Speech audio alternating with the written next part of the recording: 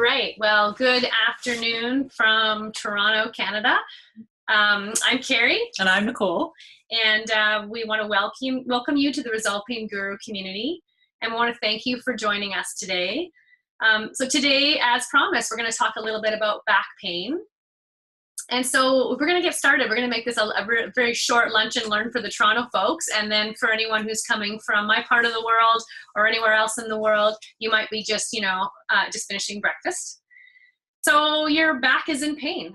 And what we want to say about that is it's probably not for the reason that you think it is. We want to start this webinar by saying that you can change your pain naturally and organically by understanding how your body works.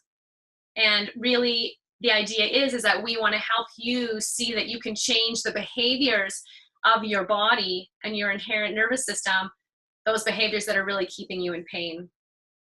Our goal at Resolve Pain Guru is to empower you with the tools to be your own guru and to be your own expert in your own healing journey. There are several reasons why we have back pain. And contrary to what we have been told, it's important to recognize that there are actual physiological reasons why you have the back pain and why back pain has become such an epidemic. And basically the muscles along the back that are parallel to the spine, they're actually in chronic contraction. So they're holding and holding and holding and never letting go. And this learned contraction or this learned stuckness is the reason why we're experiencing so much back pain all the time. And what we want to do is give you an opportunity to kind of understand why this is happening and what's happening in the subcortex of the brain it's keeping that muscle in a situation where it's chronically contracted. So that's what we're going to be focusing on with our call today. And this lower back pain that we're talking about, often it will display as a very arched lower back perhaps, or sometimes you'll feel some pain in your neck or your shoulders. Often people will say, my back feels kind of tight in the lower back portion. So different symptoms like that. Sometimes you'll see a little bit of a protruding belly, or have a sense that your abdominals are weak. So there's lots and lots of ways in which chronic back tension can present. I think I mentioned all that. Sorry, we're just working off our notes here. So further to what Nicole just said, really what's happening, and this is the important piece to understanding back pain is really what's happening is there's a reflex pattern happening in the body. It's a reflex pattern of let's go. So let's get ready, let's go. And it's known as the green light reflex. And that is something that the somatic world identifies as, hey, we can see people in this green light reflex ready to go and those muscles in chronic contraction. We want you to know that the reflex is an innate physiological response and it's a readiness to action. So in society, really the more that we do, the more that we're working to achieve, the more that we're ready to jump into action, we're addressing all of these things that are coming at us. The more time that we do that, the more that we muscle through, this innate reflex kicks in. So it is automatic and it's kicking in, and we don't really know that it's happening. The reflex is also seen across the mammal kingdom, and it engages when there's a threat, and it really is their readiness to run away from predators, right? But in the animal kingdom and the mammalian kingdom, when it's no longer needed, the reflex subsides. So the threat's over and they just go back to rest. And you can see that, in a lion. You can see how they're ready to run, right? So run if they're running after prey. So in that case, and then they just passively relax and everything's turned off. But unfortunately for us as humans and the way that society is, our brain has learned through habituation. And the more times that we spend in this ready-to-go response, that response gets reinforced, and it also reinforces the back pain because the muscles are sitting so tight and they're working all the time, they're combusting all the time, and they're on all the time, and it's exhausting, and that's one of the reasons why we have pain. And I just want to touch on what Carrie said about exhausting, because that's really, really important. I ran into a neighbor of mine this morning who's been dealing with back pain, and she is exhausted. She's absolutely exhausted because she can't sleep. Because when you have pain, it's very difficult to sleep. And when you have back pain, as everyone knows, you're tossing and turning and tossing and turning. And the ability to have a good sleep is part of the healing process. And in this situation, if you're not able to get that rest, then we're even in a cycle of lack of sleep debt, and then you're not feeling well, and then you're pushing through life again with that go, and then more sleep debt, and so on and so on. So there's this stress that comes into central nervous system because there's just too much going on, and not enough healing time to heal or time to just simply rest. So we're going to do a little bit of an example for you in a second. So I want to explain to you how muscles work. So we have what we call agonists and we have antagonists. Essentially what that means is in order for something to contract, something else has to let go. And this is in a really great, well-functioning body, that's happening all the time. There's a natural lengthening as a natural contracting is happening. But in the situation that we're talking about with back pain, we don't have the releasing happening when we need it to release. And we're going to give you a little bit of an example with that one so you can understand it. So Carrie's going to kindly show us her bicep. We're going to see what her pipes look like. Okay. Right. So here we are in a situation where we would like to contract the bicep, right? So we all know what contraction is. It's a shortening of muscle fiber. And then as she releases, there's a lengthening of muscle fiber. Well, what's happening on the other side? Here we have a lengthening of the tricep muscle in order for this bicep to be able to contract. And then as she releases, this is going to let go and the tricep is going to shorten. Or should. Or should shorten, yeah. So in the case of back pain now, if this bicep wants to contract, let's assume that the triceps are back, okay? And you're trying to, let's say, bend forward, for example. If this muscle is short, it's not going to lengthen. And you can pull on it and pull on it and pull on it, but it's never going to let go. It's just stuck in a short position. And this is essentially what's going on in your lower back. So can you imagine now, if that's happening in your lower back, you go to bend over. And as you go to bend over, the expectation is that your abdominal muscles contract and your back muscles lengthen. But what if they don't? What's going on? And can you see how much there's a pull and an argument happening there? That's where we get into trouble. And the other thing that I want to mention is that, in exercise classes, we're often told to strengthen our abdominals. So can you see how that causes a problem, right? So if you imagine that the abdominals are the bicep and you're working to now strengthen them even more, but this is still locked. This is still not moving. So now all you've got is literally now you've got a brace happening between the bicep and the tricep, right? So that's how what ends up happening is we call it co-contraction. So we end up seeing bodies that are tight in the lower back and they're equally tight in the belly, which inhibits movement of the pelvis and all the ranges of motion. And then that impedes how the legs are moving, and it really ultimately it has a spiral outwards and affects how the legs are moving, how the knees are moving, and we start to see all kinds of knee pain and ankle pain and foot pain and all kinds of displays that end up, causing us discomfort.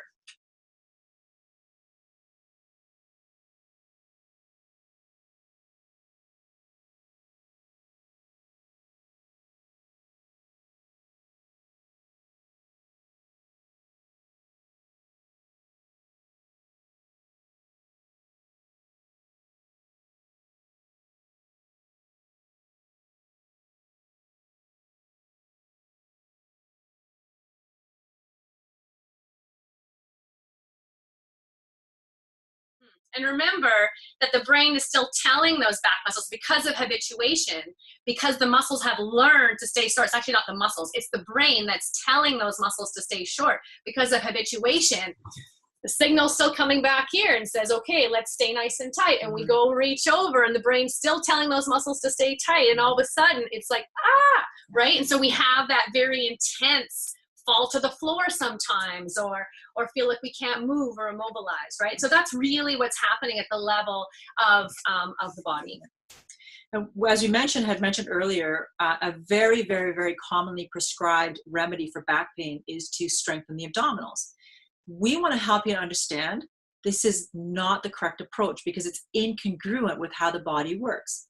Because we just finished letting you know that you've got battened down back muscles.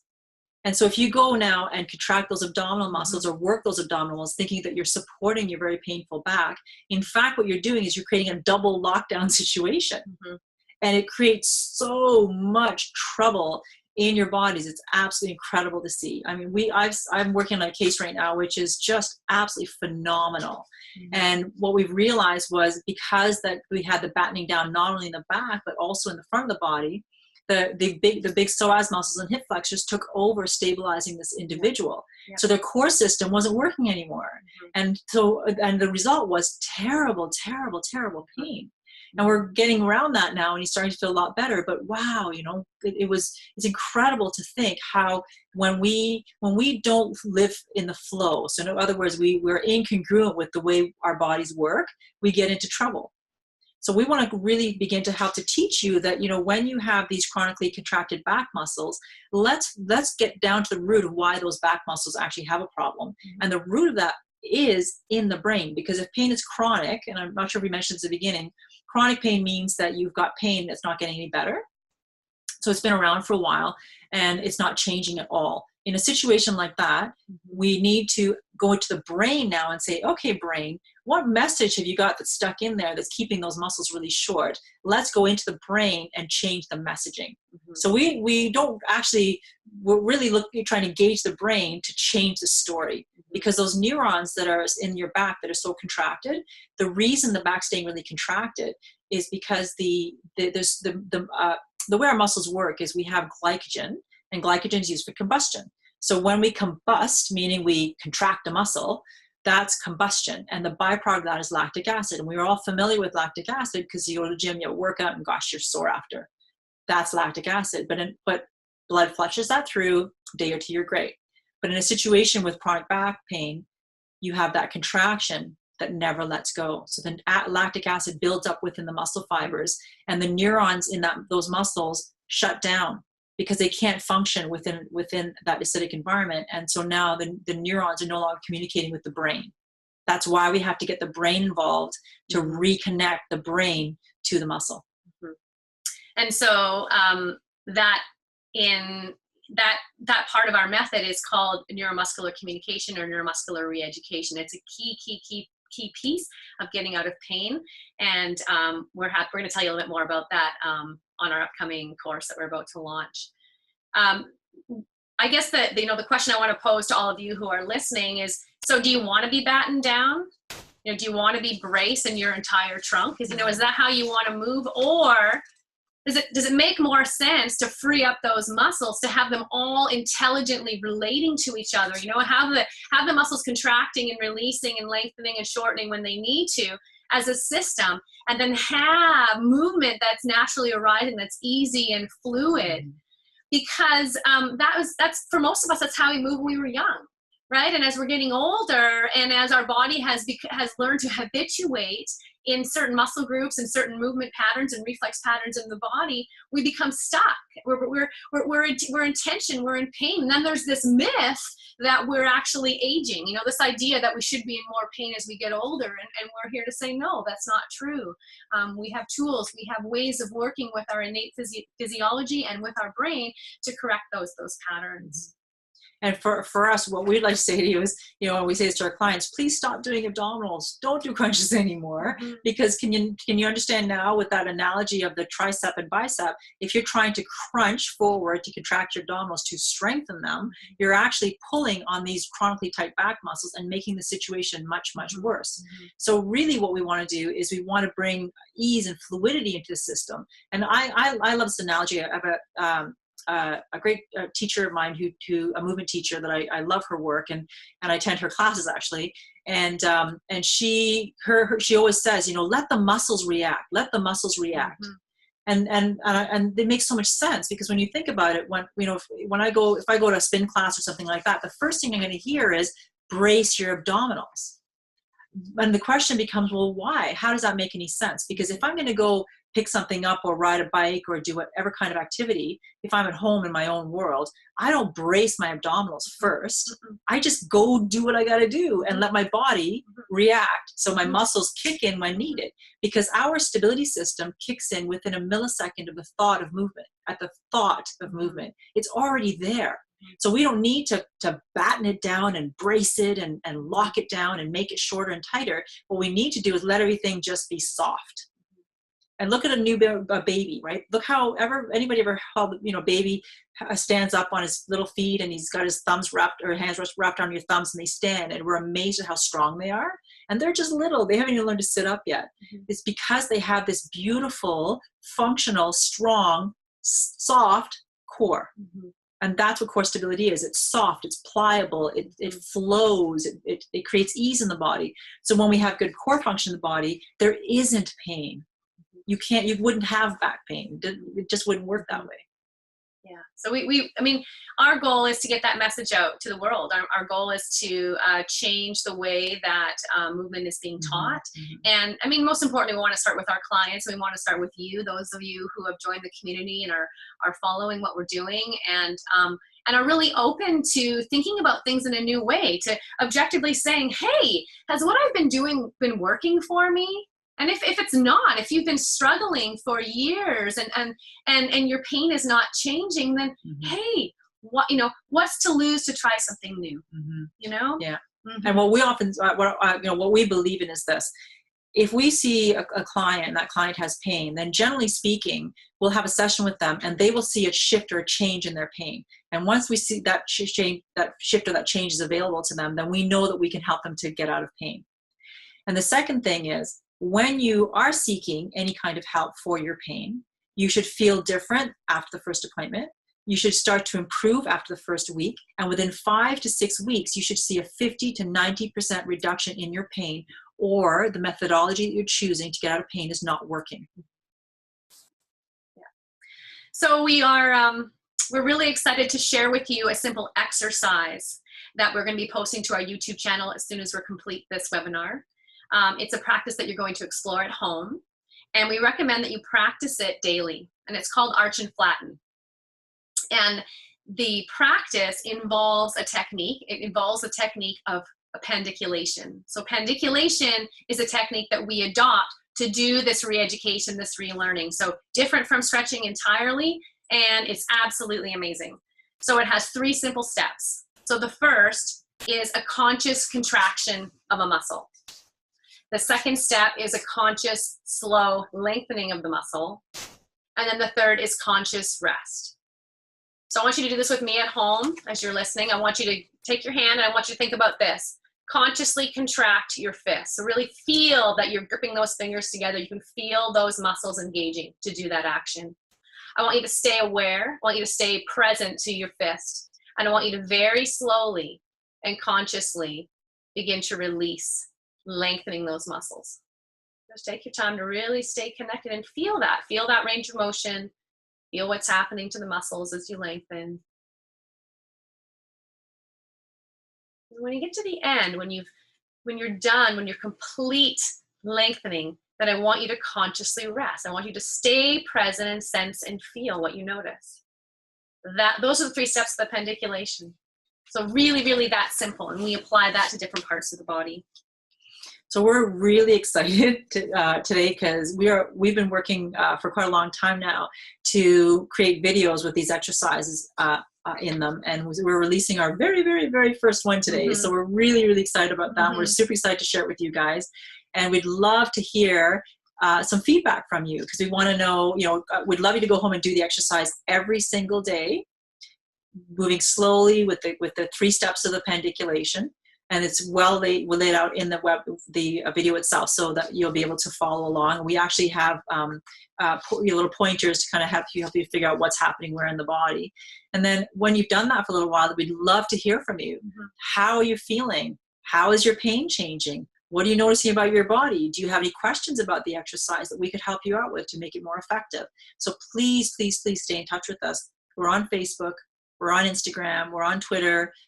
We are on, where else are we on? On the YouTube channel, right? Comment on the video, because it's going to be there. So we'd love to hear a little bit more about how, what your big ahas were from today, and how this exercise and this information is going to translate into your life over the next few days, over the next few weeks. And we're also going to be sharing more about this technique of appendiculation and all of the aspects of our method in a new online course we're going to be launching in July.